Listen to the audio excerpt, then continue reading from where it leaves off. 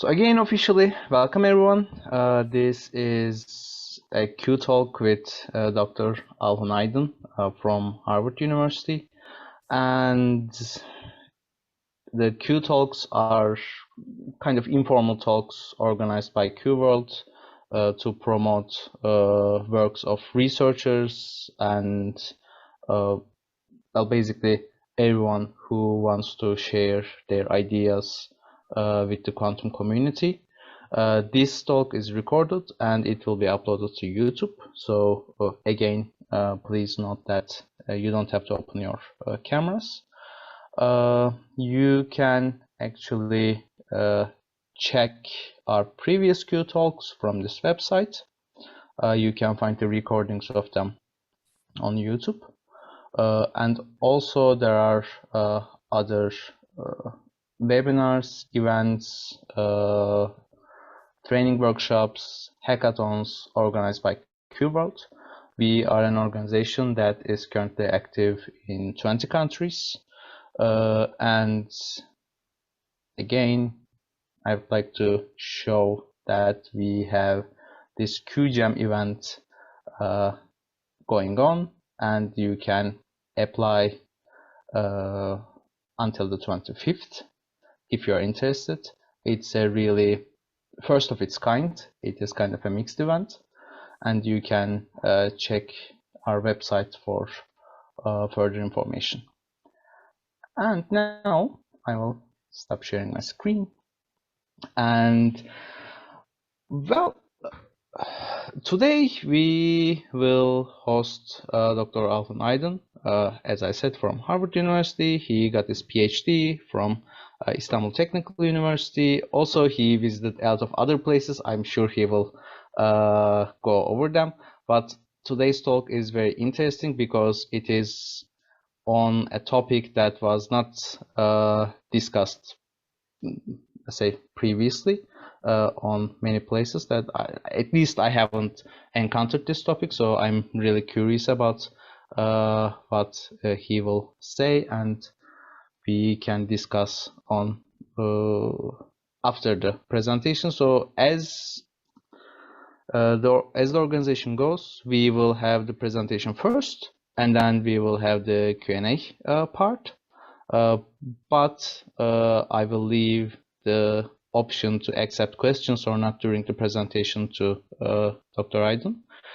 And please note that you can ask your questions in the chat if you don't want to open your mics. And the floor is yours.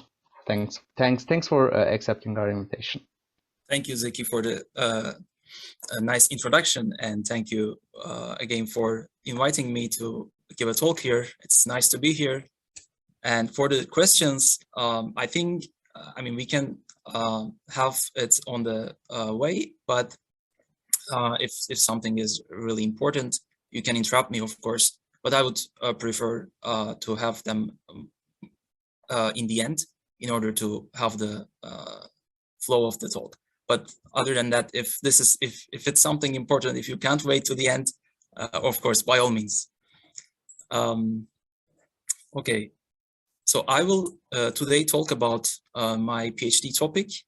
As Zeki has mentioned, it is a new effect that we have proposed in my PhD thesis. It is called quantum shape effect.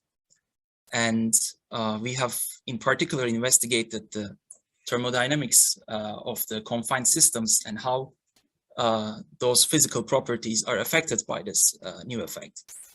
So I did my PhD in Istanbul Technical University under the supervision of Altuğ Şişman, and I graduated last year in September, and now I'm doing my postdoc in Heller Group at Harvard. And also during my PhD, I have visited Uppsala University Physics Department and Hebrew University Chemistry Institute. I worked with Jonas Franzen and Ronnie Kozlov respectively there. But today I will talk mainly about my PhD topic. Okay, if I hypnotized you enough with this rotating thing, I think I have done the job. I can proceed. So this is the outline of my talk. I will first describe the effect and what it is, how we get it, and I will briefly mention the analytical method that we have developed in order to predict this effect. Then I will go into the thermodynamic properties, show you some examples of how shape changes the thermodynamics of confined systems. And then lastly, I will mention 3 of the applications that we have done so far. But of course, there are many things can be done considering this new effect. You can find my PhD thesis freely available on arXiv, and I encourage you to read it. I try to write it in a way that is not so technical, and I have a feeling that you will like it. Okay, let's describe the effect. For that, I would like to mention first the concept called quantum confinement. So as we know, the particles are so small in our world, and that's why we don't see, that's one of the reasons we don't see macroscopic quantum effects in our macro world. And quantum confinement basically is the reduction of the sizes of your material to nanoscale, so that you can have, for example, different dimensional, low dimensional systems. Here on the left, you see an example of a carbon-based material. For example, if you reduce one dimension, you have a layer of atoms, carbon atoms, which is now we call graphene. And this reduction of dimension, or it doesn't have to be a complete reduction on the, when you reduce the sizes of your material, the things start to become interesting, because quantum effects start to play a role. The reason, the intuitive reason for this is the particles have thermal de Broglie wavelengths, and in our macroscopic scales, the comparison between the materials sizes and the electron, let's say if our particle is electron thermal de Broglie wavelength is really huge. The sizes are really huge compared to the de Broglie wavelength of the particles. So if you reduce the sizes to nanoscale, now the de Broglie wavelengths are becoming comparable to the domain boundaries. And then different things emerge. For example, although the energy spectrum is discrete in all cases, in classical world, we can approximate it as a continuous spectrum. This is not true in nanoscale. And for example, one of the features is ground state becomes, or the finite nature of ground state becomes apparent. Normally in continuous spectrum, we assume the energy is starting from 0, but it is not. There is a ground state of a system, and that affects most of the properties of these kind of materials. And if you confine your system even more, then the discreteness of the spectrum become much more apparent, and you see size effects because of this confinement, and this changes almost all properties of the material. You can name like electrical properties, magnetic, optical, thermal properties. As far as I know, size effects has been seen in all of these properties in these materials. And of course, thermodynamic properties as well. So any thermodynamic function you can see in this form, let's say for a free energy, this is the classical term, bulk term, that you can see in the textbooks. And if you decrease your sizes, and it depends on volume of the system, of course, if you reduce the sizes of your system, then surface areas, peripheral lengths, and number of vertices start to become important as well. And these are called quantum size effects. Okay, so this was a kind of an introduction to the concepts that we're using. Now let's go back to the ancient Greece, to the times of Plato, and ask ourselves a geometric question. can we change the shape of an object without changing its size? Okay, think of this for a second. So we want to change an object's shape, but we don't want to change its sizes. Is this possible? In order to answer this question, of course, we need to ask how we define size and shape, right? What is size, what is shape, and does it really matter? Okay, so size is defined in mathematics by a standard measure, which is called Lebesgue measure, but shape is not so easy to define. So let's see it over an example. For example, for a cube, it has volume. It has 6 surfaces, so there are surface areas. It has 12 side lengths, and it has 8 corners. So these numbers, this volume is the bulk size parameter of the system, and these are the lower dimensional size parameters. So overall, these 4 parameters are called geometric size variables, and they describe the sizes of this material. And you can think of this for any object, any shape.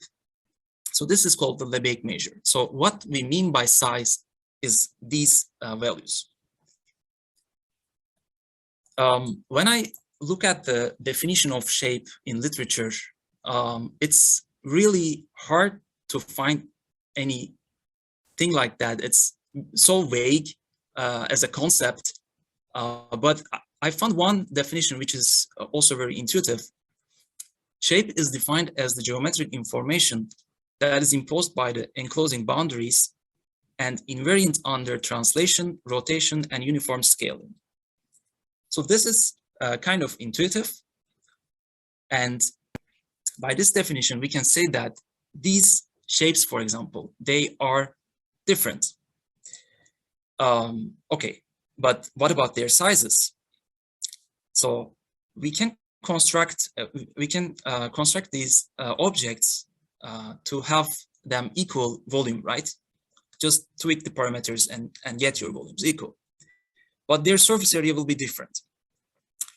If somehow you manage to do that as well, the surface area same, it's not even possible for some objects, then peripheral lengths might be different, and so on. So sizes are also changing when you change the shape of an object. It's almost inherently linked to each other. So, does that all? Can't we separate size and shape from each other? So the question still remains, can we continuously change an object's shape without altering its sizes? Before answering that, I would like to mention some interesting thing. These 2 images are from the headlines of Nature journal, and they say shape matters. I agree, shape matters, but when they say shape matters, they are actually not considering pure shape effects. The first one is from 2003, and it is more related to our work because it was dealing with the quantum confinement in nanostructures and how it changed the physical behaviors. But when they say shape matters, they are actually considering different type of systems like quantum wells, quantum wires, quantum dots. Okay, their shape is different apparently, but their sizes are different as well.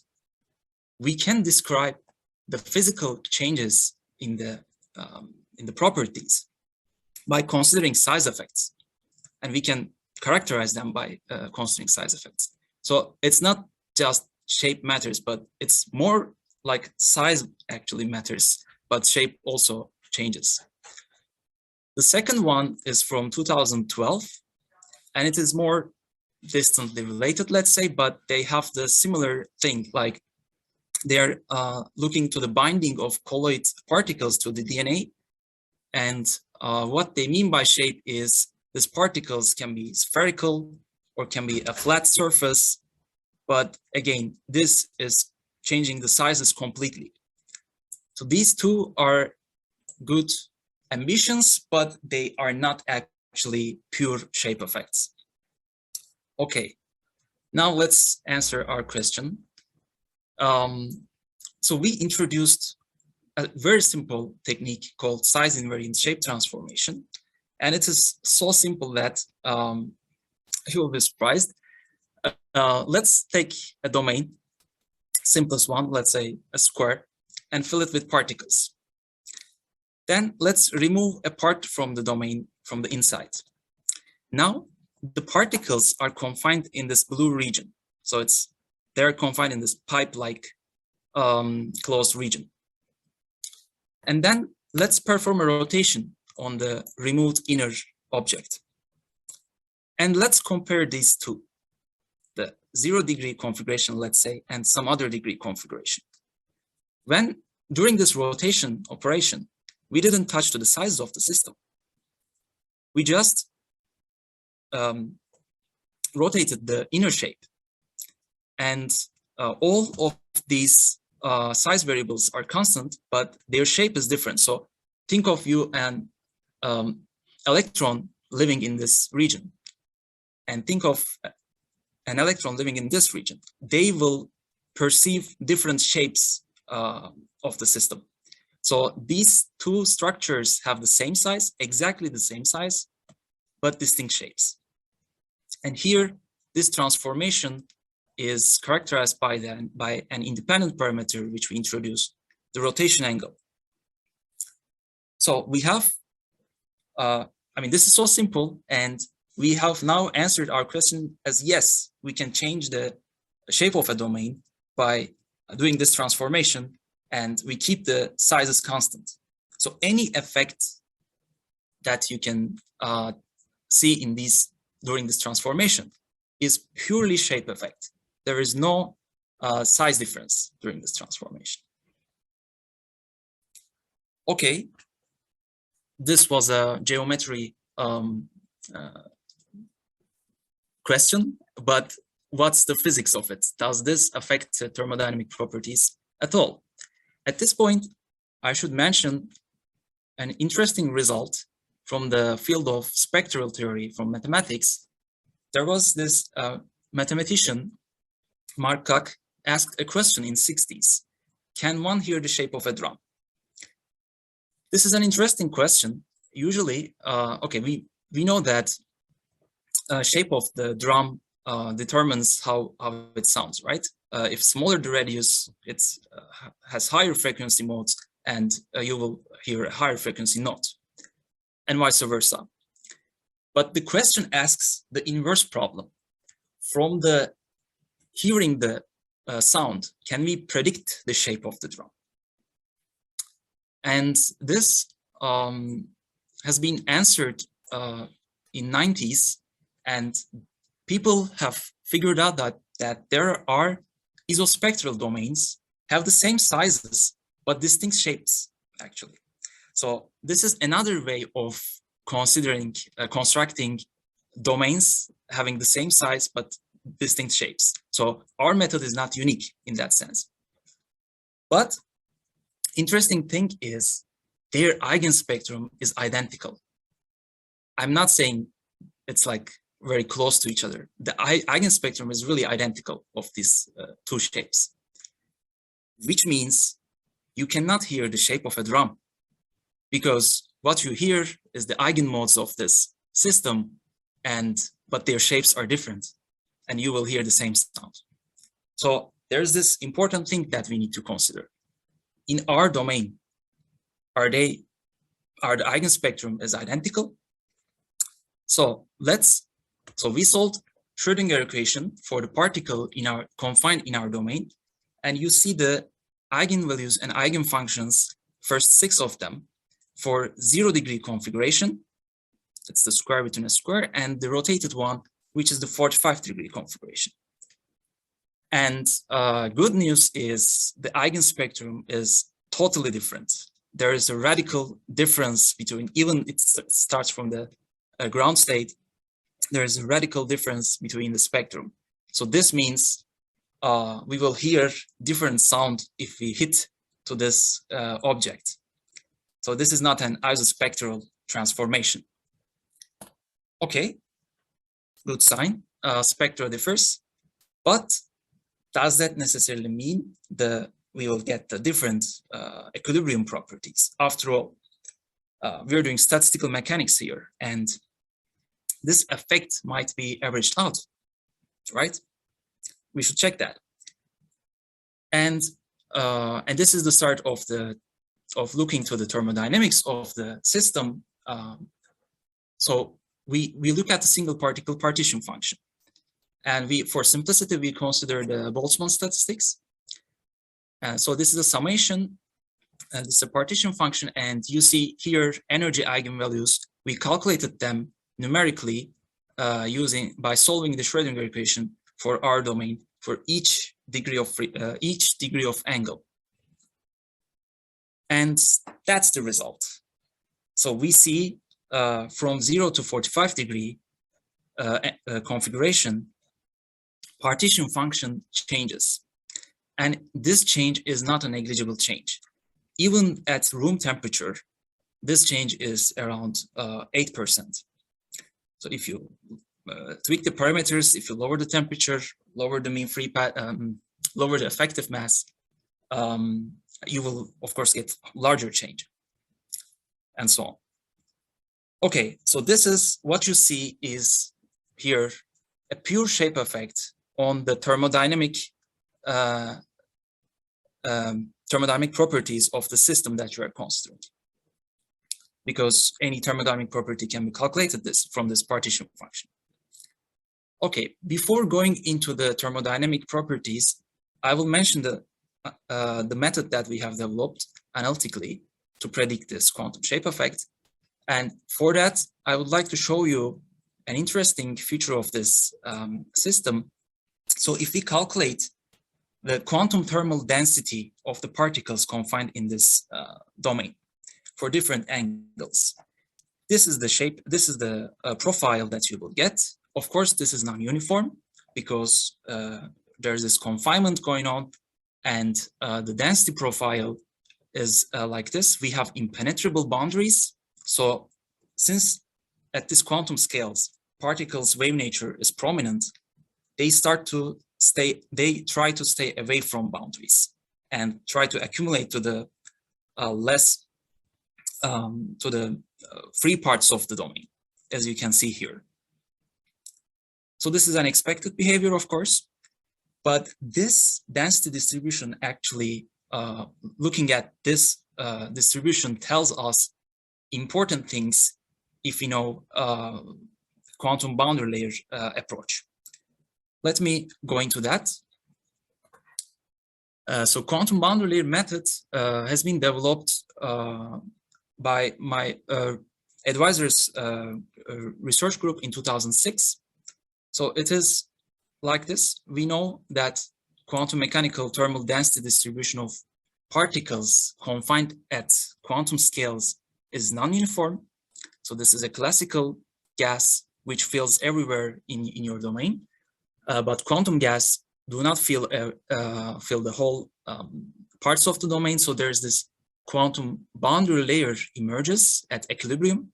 So this is equilibrium property, and we can approximate this system as if it has an effective volume instead of an actual volume. So what we are doing here is a kind of a step function approximation.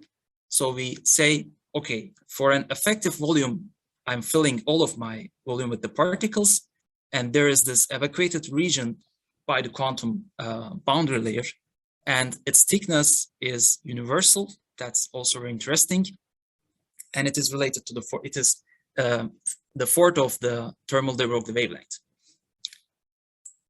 So this approximation tells us many things. So it tells us that there is an effective volume that characterizes the quantum mechanical effects that are apparent in the system. So how we calculate some properties from that, it's like this. So we have a summation in our hands. We want to approximate it. We don't want to calculate this numerically. We want to analytically express this. So for this, let's consider the classical value of this by taking the integral.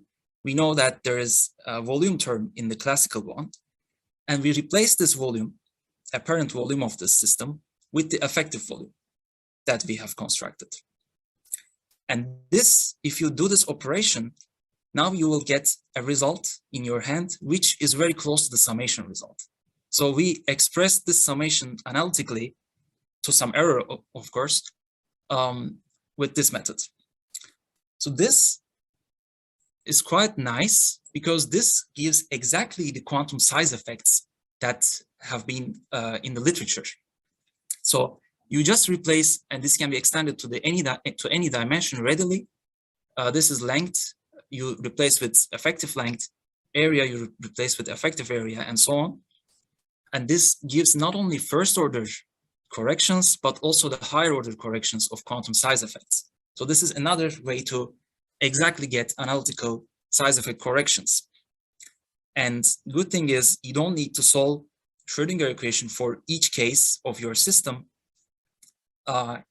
You don't need to use Poisson summation or Weyl formula, which are the usual approaches in the literature to calculate these summations. You don't need to explicitly calculate the partition function. By this I mean you don't need to sum all the values, which can be numerically computationally hard for some systems, and it is valid for any shape.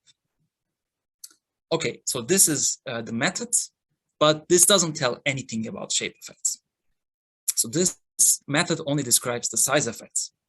So what we have done is we have realized in these density distributions, after some degree of configuration, the boundary layers of the outer and inner squares start to overlap with each other. And this can be seen more easily from this diagrammatic picture. And these overlap areas actually carry very important information about the shape of the domain. You can see it more clearly here. So if we calculate the effective area, effective volume, precisely considering these overlap regions, what we get is very close to the exact behavior. So this is the effective area or effective volume over the actual one. And this is the exact behavior that is calculated from the partition function. And this is our approximation. So overlap starts at some theta, some critical theta, and it predicts the change quite well. So if we apply this overlapped quantum boundary layer method to the partition function, this is what we get. The mean relative error is around 1% here. So it's quite nice to get approximation and this accurate approximation, and also we get the functional behaviors right. This is quite nice, and this also valid. This is valid for different shapes as well. Okay, so let's go into the thermodynamic properties. We calculated the internal energy, free energy, and entropy of our system. So internal energy actually tells us, okay, it decreases from 0 to 45 degree configuration. And this is the exact behavior. And this dashed one is the overlapped quantum boundary layer approach. And what this tells us is this internal energy is actually the, this contribution is the confinement energy as well. So what you see here is on top of the classical internal energy, we have some energy inside this domain, which is coming from this confinement of the system. And this confinement energy decreases with shape. So this is interesting. This means shape effect actually decreases the confinement. This is totally the opposite behavior of size effect, right? If you reduce the sizes of your system, if there are more size effects in your system, this means you are confining the system. But here, shape effects behave very differently. It deconfines your system. So it works against the size effects. This is quite interesting. We didn't expect this, I would say honestly. So let's look at the free energy. It is also decreasing from 0 to 45 degree configuration. So what free energy tells us? Free energy tells us the direction of the thermodynamic transition in your system. This means if you prepare your system in any degree configuration between 0 and 45, the system will spontaneously transition into the 45 degree configuration, which is the minimum free energy configuration. Now, let's look at the entropy. And entropy is also decreasing. This is very interesting because in the thermodynamics of the classical gases, we know that free energy and entropy behaves oppositely, right? Free energy tells where the system will transition into, and if it's decreasing, entropy must be increasing in classical systems. But here we see a different behavior in the entropy. It also decreases. This is interesting. One intuitive understanding can be directly seen from the comparing these three graphs. And internal energy, the thing is, internal energy decreases so much that in order to compensate the internal energy decrease, entropy must decrease by the first law of thermodynamics. So in order to preserve energy for the energy conservation, entropy must decrease here. But of course, we need to investigate this further. And at this point, our methods that we have developed analytically helps us. So we can write analytical entropy in this form. So this is the usual form, classical entropy, that you can find in the textbooks. The second term, actually composed of two terms, is the quantum size effect correction. And the third term, this is also composed of two different terms, quantum shape effect correction. So if we decompose these quantum shape effect corrections, here, the black, exact ones are the solid curves. Again, the approximate ones are the dashed curves. And the black one is the first term, second term is blue, and their sum, total entropy behavior, is shown in red. So here you can see that the first term actually behaves as it should in classical systems, but the second term decreases so much that in total it leads to the decrement of the entropy. If we look at the second term, what we see here is the temperature derivative of the overlapped volumes. So this is quite important. So overlapped volumes temperature sensitivity is actually the physical reason that we have decrease in the entropy. So our method tells us where these different behaviors are coming from. There are more to this. This is also related to the distribution of the populations in, for example, in energy space. But I don't want to go further on this.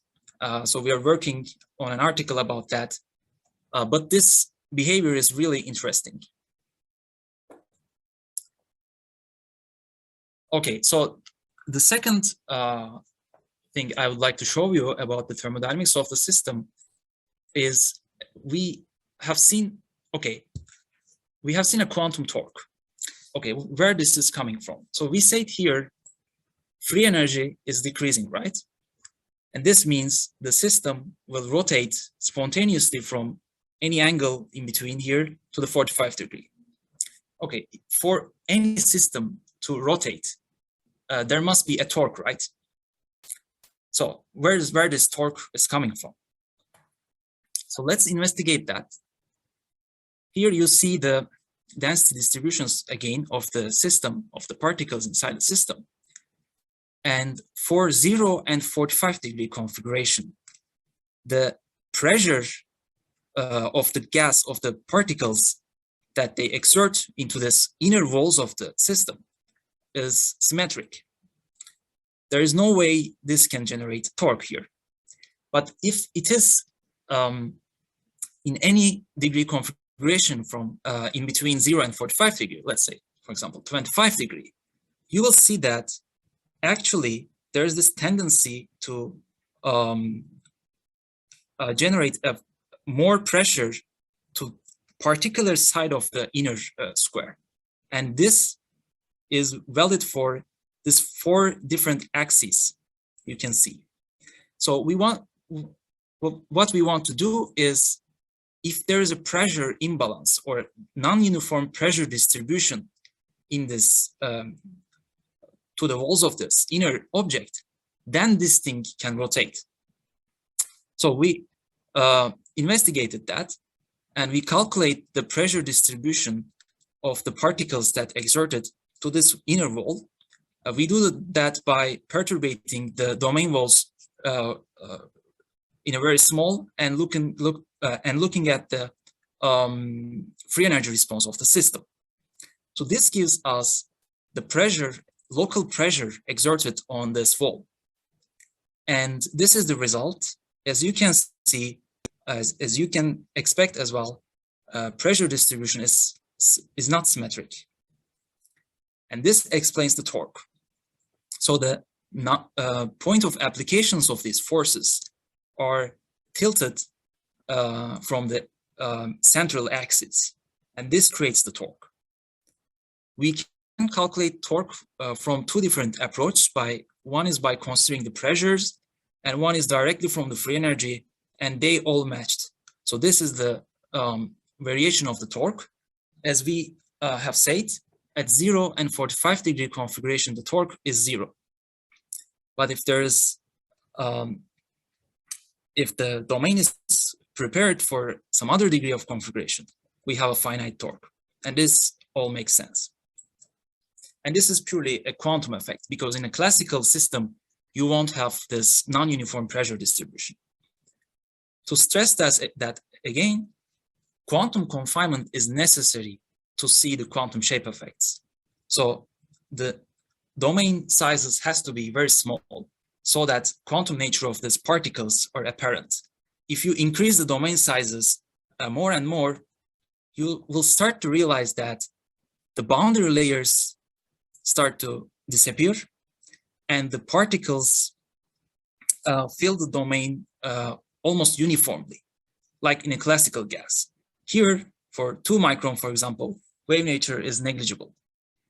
So this, you can also interpret this as quantum shape effects disappear when h bar goes to 0. Why? Because quantum boundary layers depends on h bar, and if h bar goes to 0, boundary layers will be 0. There will be no overlap, and there will be no shape effect. So if you rotate this inner shape in your room in a macro scale, you won't get any quantum shape effect. Of course, the shape will change. It's a shape effect. It's a geometry effect after all, but it won't be a quantum effect. Another way of looking this is changing the size of the inner square. You can reduce the size, or if you go this way, increasing the confinement. And you see that from 0 to 45 degree, the partition function become less and less different in this domain. So this means the shape effects start to disappear if inner size becomes very smaller. Okay, so let's go to the applications.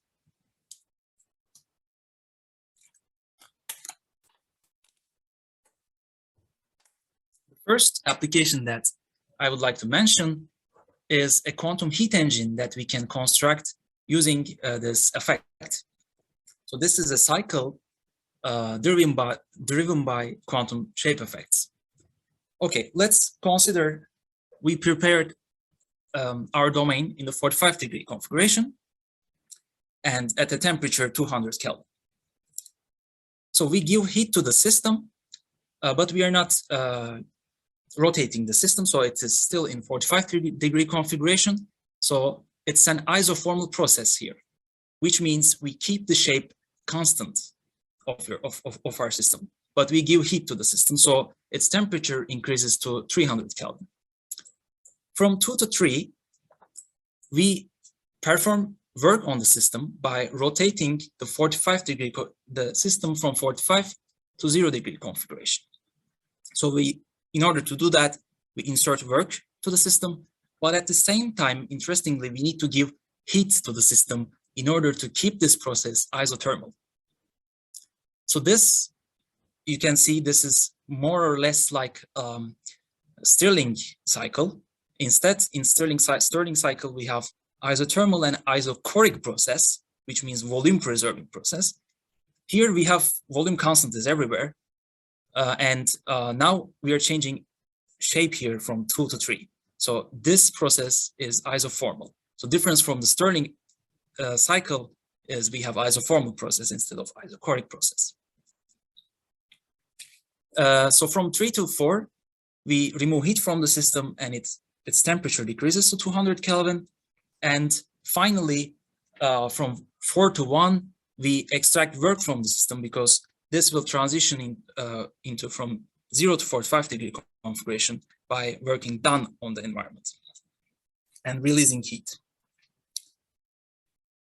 We can write the first law, and you can directly see that instead of work in the work term, instead of PdV, we have tau d theta.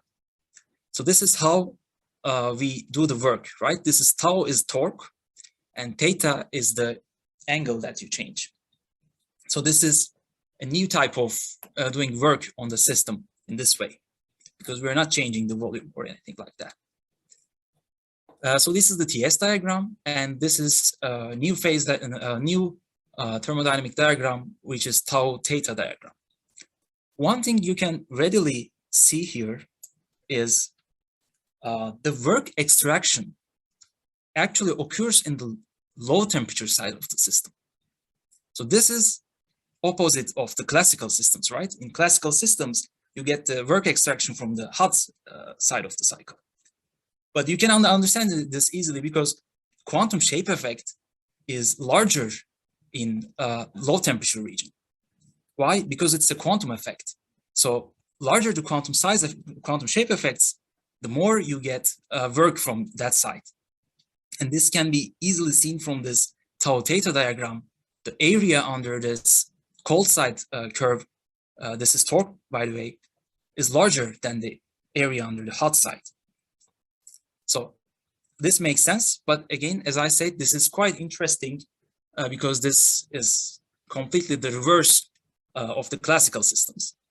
And the other interesting thing is the work and heat exchanges have the same sign. So you insert heat in the same process that you insert work. This is also interesting. This is the reverse in the classical case. And this also related to this strange behavior of entropy. So this work has been published, this cycle has been published here, but we are working more on different type of thermodynamic cycles using quantum shape effect. The second application that I would like to show you is the quantum shape oscillations. So for an energy quantization, there is corresponding quantum oscillation. The most well-known is the Landau quantization due to magnetic field and the corresponding oscillations in resistivity and magnetization. The less well-known is the quantum size oscillations. So because of the size quantization in the system, you get size oscillations in several properties in your system. Then, of course, we should ask, can there be shape oscillations due to shape quantization, right? And we have investigated that in gallium arsenide semiconducting core shell nanostructures. And we have calculated chemical potential, internal energy, entropy, and specific heat of electrons confined in these systems. We consider quantum statistics this time. This is one of the primary reasons that you get oscillations in your system. And you see some of the results here, heat capacity changing in an oscillatory fashion, and the ratio of entropy to heat capacity also changing. This ratio would be 1 in the general limit, but there is a violation of this this property due to quantum shape effects. So these are purely shape-dependent oscillations. Another thing is you can fine-tune the Fermi level of the system. So here you see the variation of the Fermi energy at 0 temperature, and it changes with shape. And by this way, by the way, you can change the polarity of semiconductors continuously. As you can see, it goes above and below to the 0 value. Okay, the last application that I would like to show you is a thermoelectric-like effect. So we have prepared, again, we used gallium arsenide semiconductor structures. These are core shell structures. This left one is at 0 degree configuration, and the 45 degree configuration is the right one. So the core is insulating, so we don't have any interest on the electrons inside the core. The shell is conducting, so this is our confinement domain. So if you connect this on the downside to the cold reservoir, and on the top you have a hot reservoir, so you imposed a temperature gradient in your system, and because of that you will have an electrochemical potential gradient that is induced in response to this temperature gradient. But this electrochemical potential gradient, they have the same value on the downside, on the lower part, on the bottom, but on the top, they will differ. Why they will differ? Because the shape effects on these two structures are different. So differently from the thermoelectric devices, the current, the difference from the electrochemical potentials here are induced by not only temperature, but also shape. That's why we say this is a thermo shape effect. So because of the difference in the electrochemical potential gradients, you can harvest this as a voltage. And we have done the calculations. So this is Seebeck coefficient changing with the chemical potential. And as you can see, there's this, in non-degenerate regime, there's this very nice linear curves, which you can harvest the energy. And here it goes down to the 0 in an oscillatory fashion. But if you calculate the voltage, this is interesting. We didn't expect this kind of large voltages from this single system. And at, for example, 20 Kelvin, the voltage can be as high as 1.7 millivolts.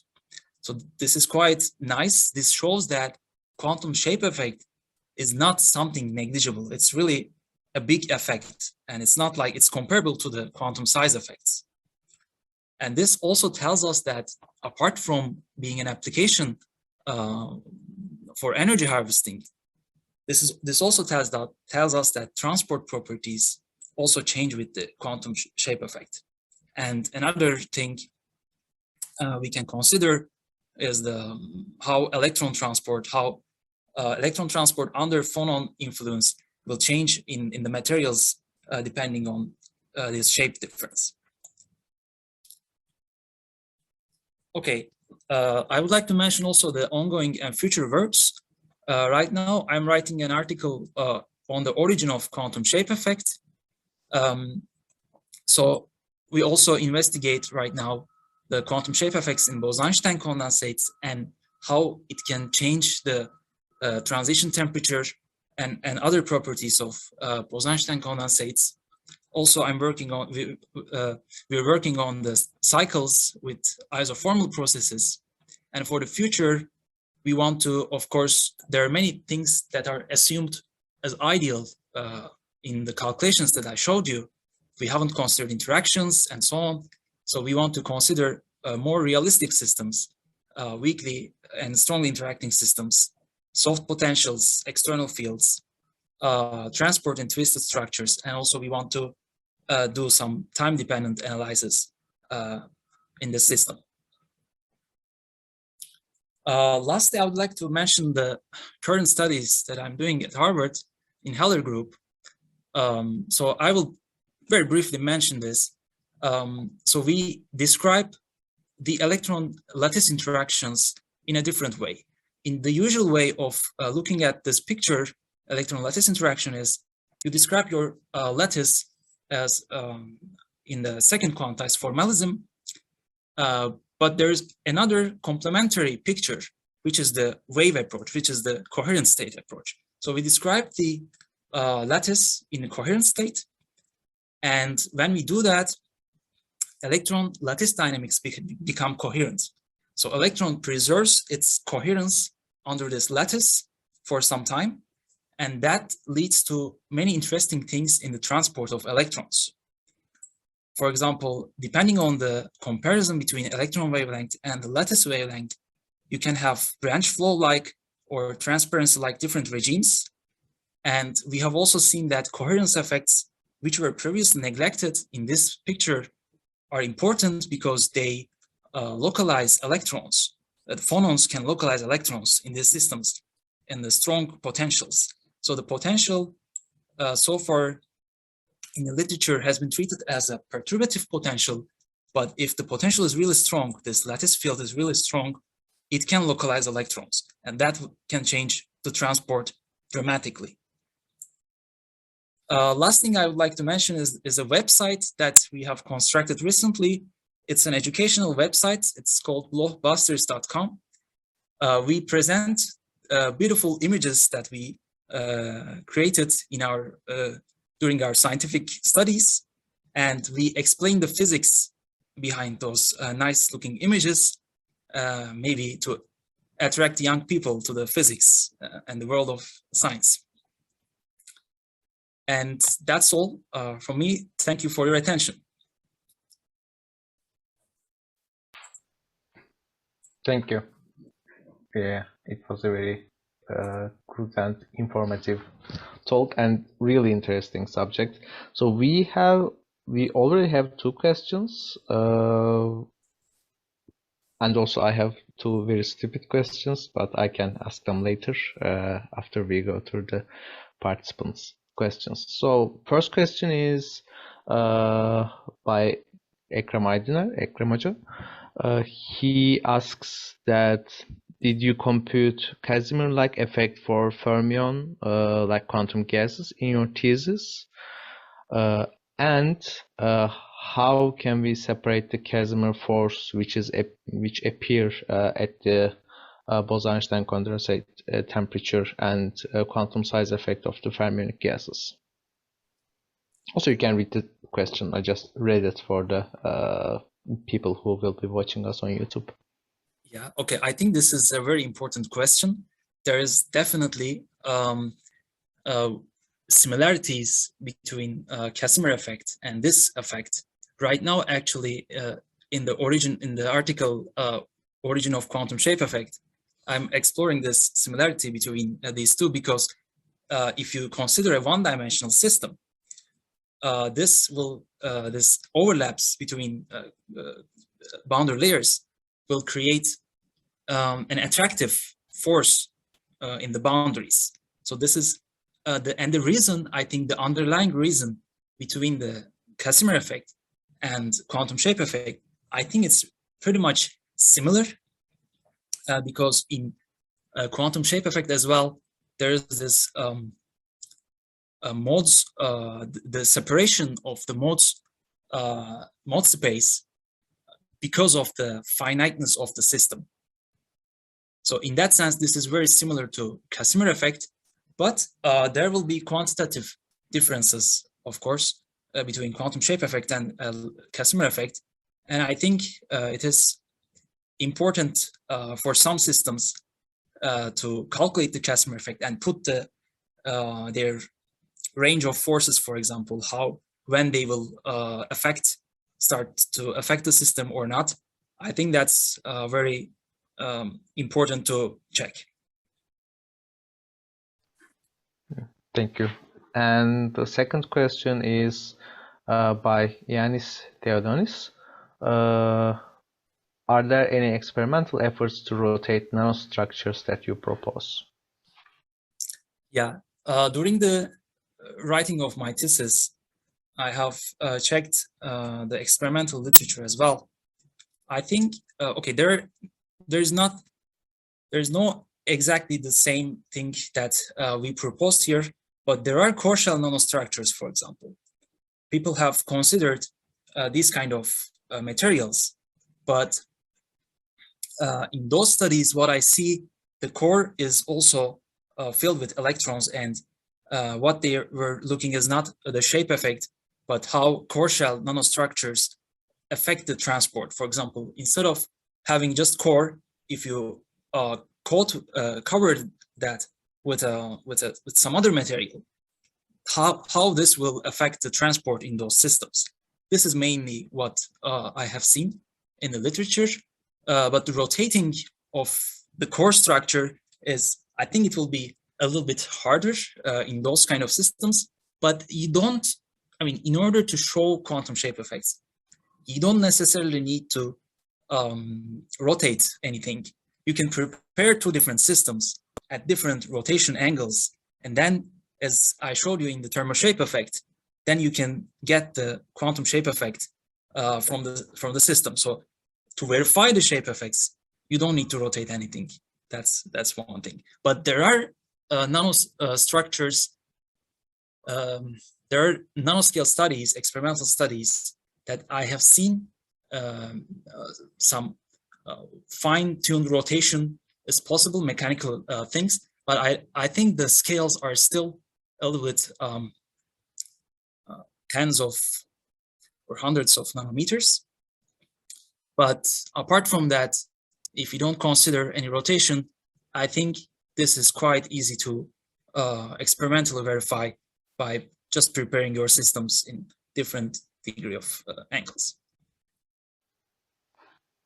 Thanks. And Alhun Aydın has another question. Did you consider degenerate or relativistic effects in your study? If you mean degeneracy in the context of semiconductors, like the doping, for example, this is what we considered in the quantum shape oscillations. We have, if I can show you. So this is, for example, the variation in Fermi energy. This is for different doping levels in the gallium arsenide. So this is a degeneracy effect that you have different values for different densities. But for relativistic, no, we didn't consider any relativistic effects. Okay, thanks. And Yusuf has a question. He's very eager to ask it. Hello, can you hear me? Yes. Okay.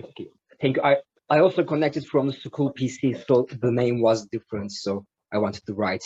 I'm also Yusuf. So when I read your thesis first, I thought for the quantum dots, because we also work with the quantum dots and they're very small, and we have some aluminum gallium arsenide layers, and we have gallium arsenide quantum dots between the layers in the like DBR structures. This size is around 10 nanometer in depth. And actually the shape effect is quite important for our project, because it is not changing energy too much, but it's affecting the entanglement of the photons, because we are getting polarization entangled photon pairs from quantum dots. If the symmetry of the quantum dots is not perfectly spherical, if the shape is not spherical, perfect sphere, we have a fine structure splitting due to this anisotropic change. So this also affects us too much for the entanglement. So in your thesis, in the conclusion, it says the quantum shape effect, we don't need to work in the cryogenic temperatures, but with the quantum dots, to see every kind of quantum effects, we have to cool system to the 4 Kelvin, 3 Kelvin, something like that, even to see how our quantum dots are looking. It's like what is the shape? To understand the shape, we have to make some complicated photoluminescence experiments. So we have to produce the sample and go to the cryogenic temperatures and then make some experiment and decide our quantum dots are spherical or not. So it's written we can see quantum shape effects in the room temperature also. So did you think before about to implement this quantum shape idea to quantum dot works? And also I think this could help too much in the future for like quantum dot experiments. I think this is a very good comment. From what you described, what I see, as far as I understand, this effect will change the properties of the creation of this entangled pairs. I mean, whether we can create or not the properties of the entanglement, of course. I think it might affect in your studies as well, and that's a good suggestion. But for the temperature thing, we want to emphasize that this can be seen at room temperature, because in our this all depends on actually the comparison of the de Broglie wavelengths of the particles and your system sizes. So this effect, of course, you will see this at low temperatures much easily. So this is all a matter of scaling actually. So this you can, if you create smaller and smaller domains, then even at room temperature, you should be able to see this effect. But if you want to verify this effect, I wouldn't, of course, go for the room temperature. I would go like as much as low as I can. But other than that, in principle, nothing is preventing you to observe this effect at room temperature. That's what I'm saying. At least you need to scale your system very down to the smallest scales. Yes, like thank you for answer. And also, as far as I said, when the topic is the quantum dot, the shape is not important for the energy, because energy is mostly dedicated by the size of the quantum dot, not the shape of the quantum dot. But we know the shape is one of the most important things for us, because most of the quantum cryptography protocols are like based on entanglement, and now some groups are working with the quantum dots instead of the spontaneous parametric down conversion sources.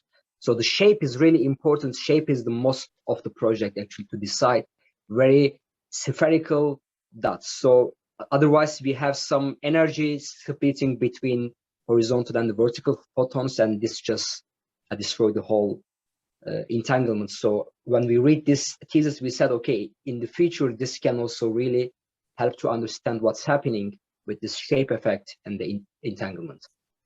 By the way, I should stress that in your case, shape is more like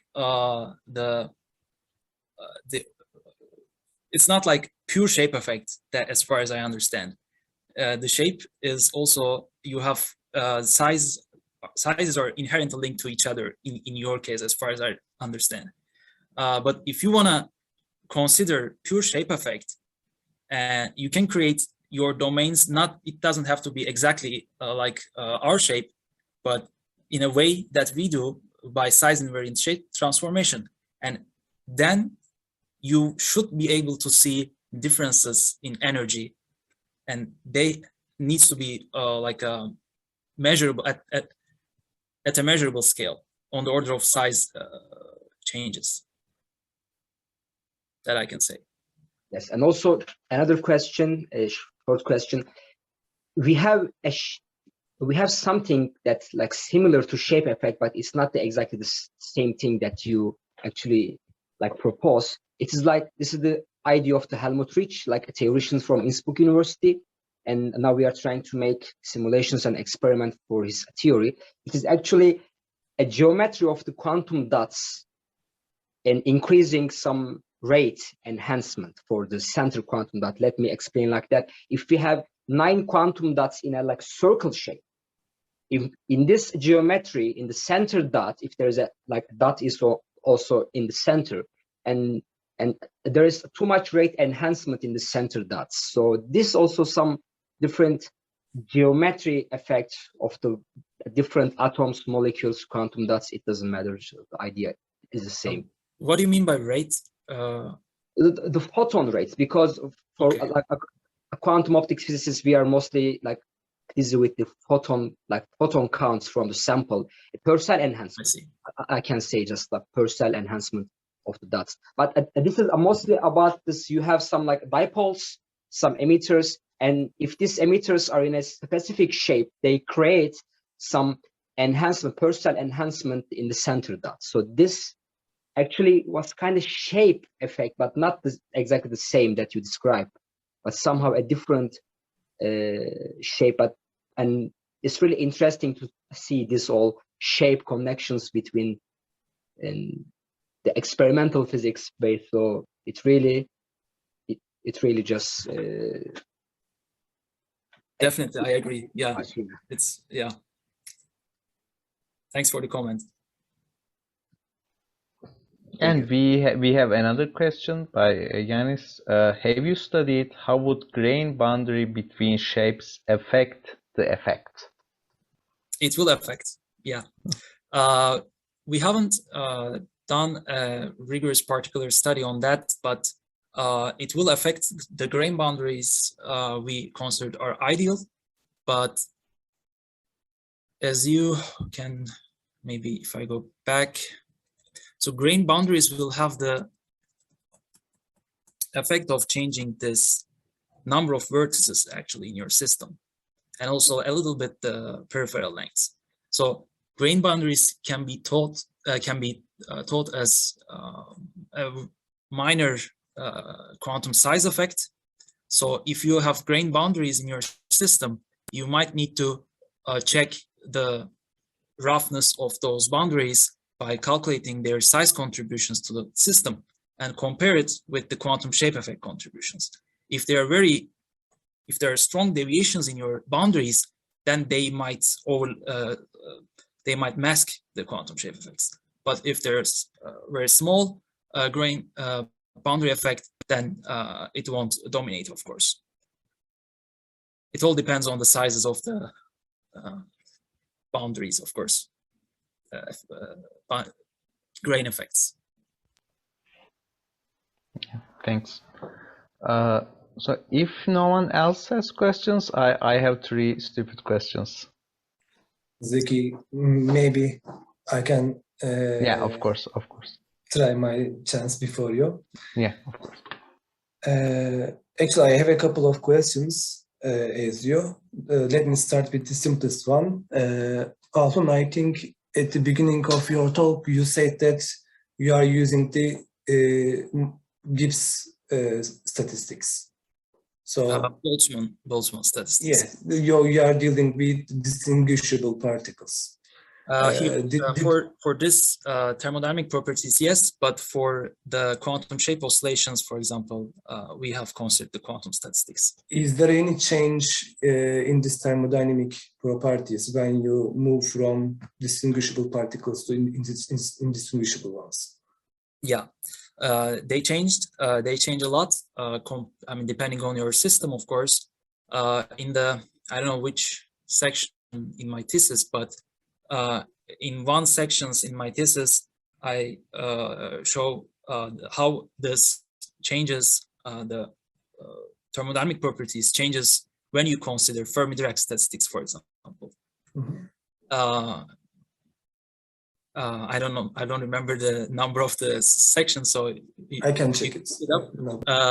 And of course, it will change everything again if you consider the Bose-Einstein statistics, and this is what we do in the Bose-Einstein condensation paper, for example, which we're right now working on.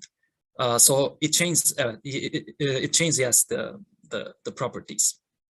And one more question about the system. I think you didn't consider any interacting system. What happens? What do you expect to see when you open the interactions? There are studies that have been conducted before. For example, how geometry effects behave when you consider the interactions in your system. And we know that geometry effects will dominate in some cases. And this is the cases that we considered here.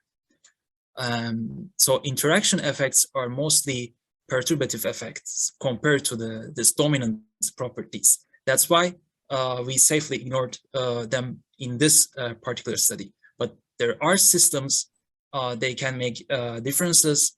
And if you want to calculate something more precisely, you need to consider them.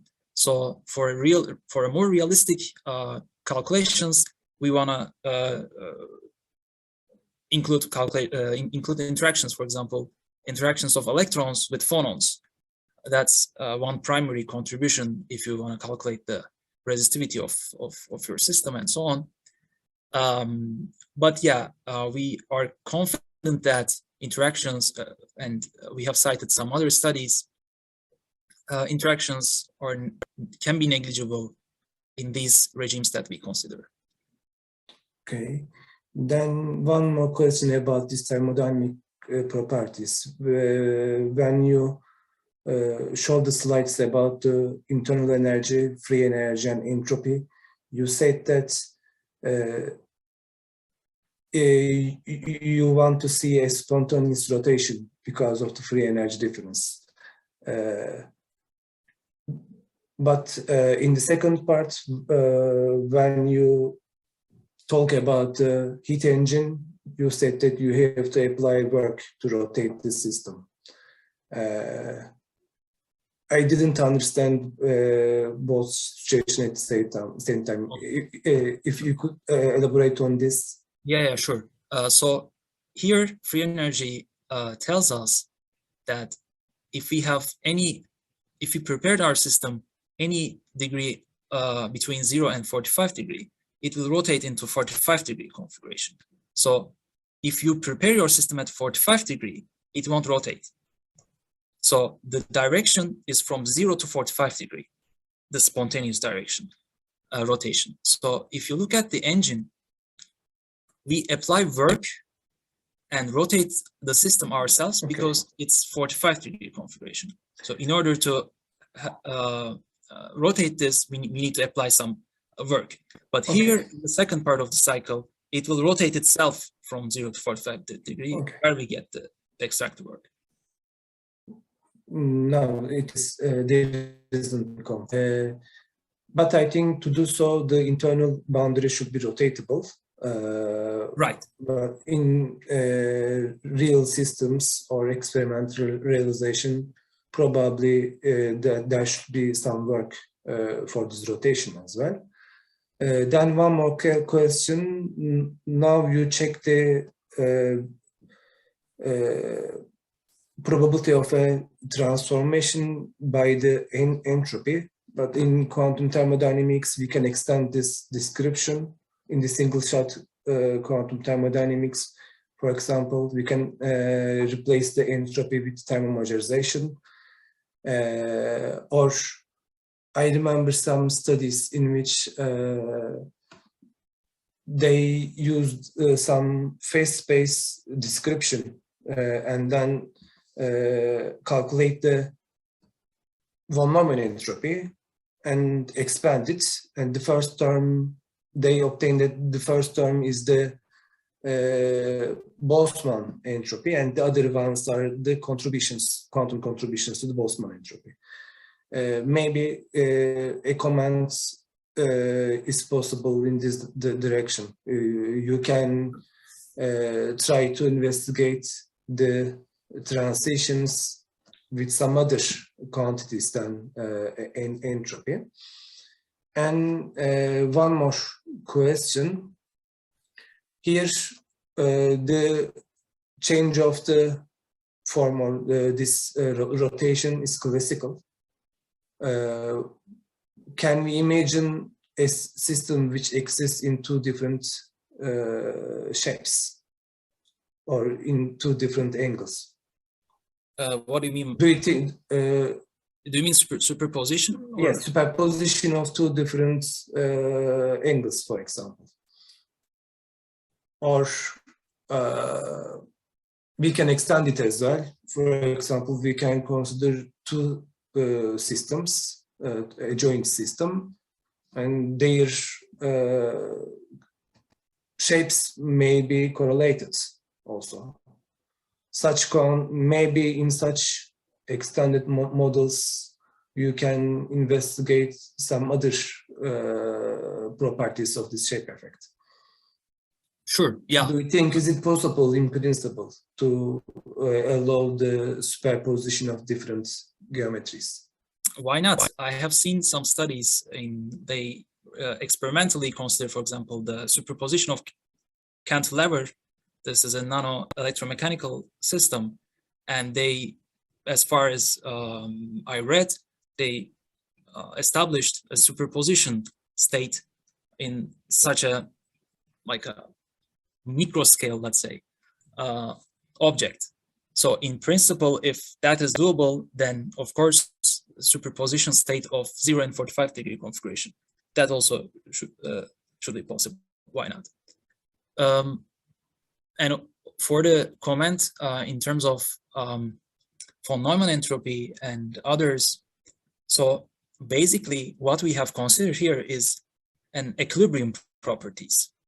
So in that sense, we don't have coherence term in our Hamiltonian, in our density matrix. So if we switch to the density matrix formalism, the coherence effects are 0, the non-diagonal terms, and von Neumann entropy will be exactly the same with the entropy that we calculated. But if we want to include the coherence of coherence terms, then of course things might differ, but then we are not interested in the equilibrium properties, but non-equilibrium thermodynamic properties. So for those calculations, definitely the methods that you just named should be used. I agree. And the last comment, the confinement and shape are also quite important in biochemistry. For example, in enzyme substrate interaction, it starts with a particular geometry, but then the weak interactions between the two molecules triggers the change of the conformation in one of them.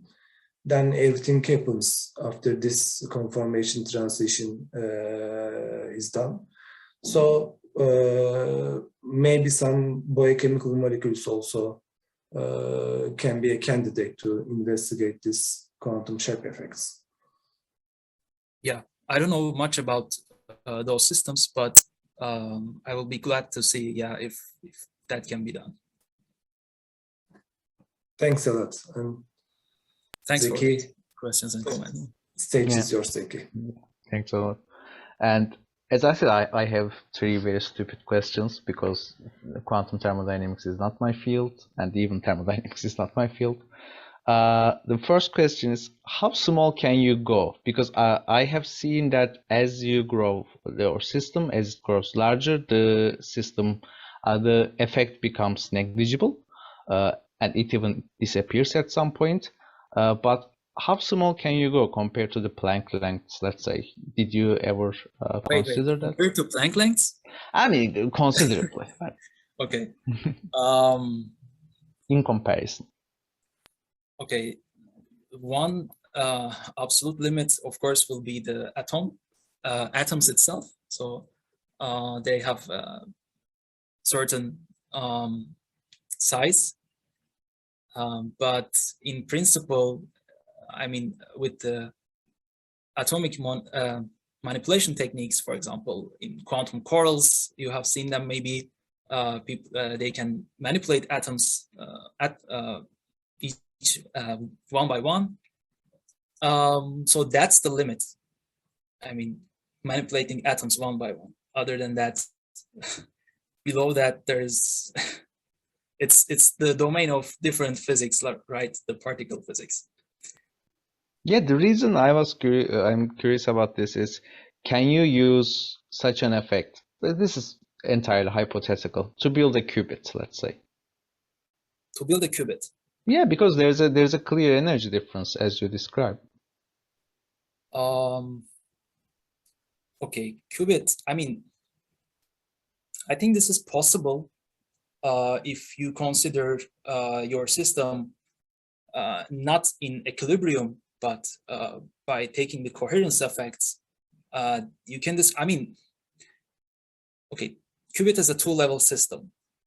So there are many levels in this kind of structure because it's a continuous change in this form. But if, for example, you consider something like maybe a Zillert engine, it might work as a qubit because then you have two compartments and you have a possibility of two different states in your system. And shape effects are important also in quantum Zillert engines. Here, I didn't include that explicitly in this talk, but yeah, for Zillert engine, you can have that. So I wouldn't say you can create qubits by using quantum shape effects. At least right now, I don't see how, but quantum shape effects can affect qubits that you constructed. But of course, it depends on how you construct your qubits. So yeah, that's what I can say. Yeah, thanks. And the second question is, what happens as the number of particles that you use to fill the void decreases? Let's say you go to the limit of just a single particle, or as you go to the limit of a single particle. Yeah, that's a good question. So I should say that the statistical mechanics that we do here, so these are all single particle quantities actually. So we consider single particle quantities and make a statistical mechanics, and then we have, of course, many number of particles in our domain in order to do statistics, right? But other than that, these are single particle properties actually. Yeah, so nothing should change, right? Even if you just have a single distinguishable particle. Yes, at equilibrium, they will statistically behave the same. Okay, and my final question is, what happens if you go to higher dimensions? Well, the effect remains. Of course, this is, I didn't, I think, describe here in the slides, but this is actually a 3D structure. This is, I only showed you for simplicity, the 2D version. So this is actually a wire, as I said, core shell wire, and it is elongated to in the longitudinal direction. So it is basically a 3D wire. Do you mean by higher dimensions are 4D, 5D, or? No, I meant 3D, but Yeah, I okay. mean, hypothetically, we can go to n dimensions and Sure. whether it holds or Exactly. not. Exactly. As a theorist, it's easy to do that, right? Yeah. So at higher dimensions, of course, the overlap high dimensional volumes will increase. So depending on that, you will have probably more shape effects. But in principle, there is nothing preventing you to go to the higher dimensions. Yeah, so is there any, let's say, particular difference between 2D and 3D systems? Because if I remember it correctly, in 2D, the anionic systems work differently than, or let's say electrons work differently in two dimensions than in 3 dimensions. There are definitely differences. For example, again, in the article Origin of Quantum Shape Effect, we are dealing mostly with a one-dimensional system, because what we're trying to show there is the essence of the quantum shape, where it comes from exactly. And that's why we want to construct a system that is simplest, but featuring the quantum shape effect. So in 1D, the effect doesn't look like this. It is a little bit more different. But the interesting behaviors, for example, in entropy, this peculiar behavior, we have seen in that system as well. And that's, I think, really nice to see the roots of the this behavior, where it is coming from and so on. So In short, yes, depending on the dimensionality, how you get the shape effects a little bit differs, but in its essence, it's the same effect. Thanks. I will be awaiting that article very eagerly. Thank you. Thank you for the question. Yeah. Zeki, And I can yeah. add one more question. Yeah, of course. On your last question.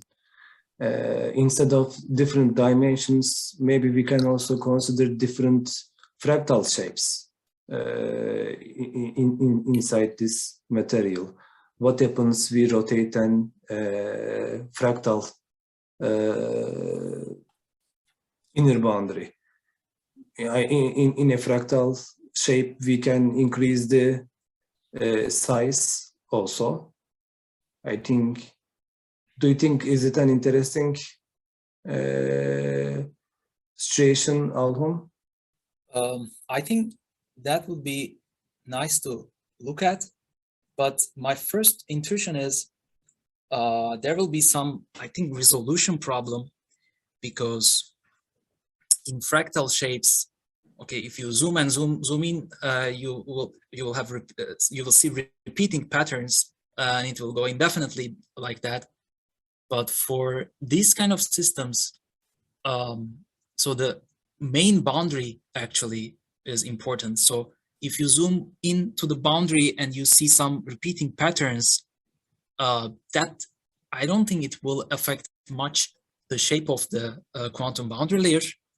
And in turn, the overlaps won't be affected much. And I feel like you don't see any much difference, at least if you consider that. But yeah, interesting point. Thanks. Okay, so thank you again for accepting our invitation, and I think it was a really great talk. The questions were nice, everyone was friendly. Very It much. was I also enjoyed it a lot, and there were many good questions. This is one thing I could say, like, this is the so far the best questions that I get, honestly. And I'm very glad that I present this in this community, and I hope it will inspire you in some ways, and I hope I could have tell something that is interesting to you. Yeah, thank you. And yeah, it was. I think a lot of people will, as they watch this, they will start thinking about such effects and how to think differently in terms of physics, because there are many things to discover. It's not the game is not over. There are many things to study, and as we are close to the 90 minutes mark, I would like to thank again to our speaker and to all of our participants and to all of our listeners who are listening to this at some point in the future. I'm turning off the recording, so goodbye.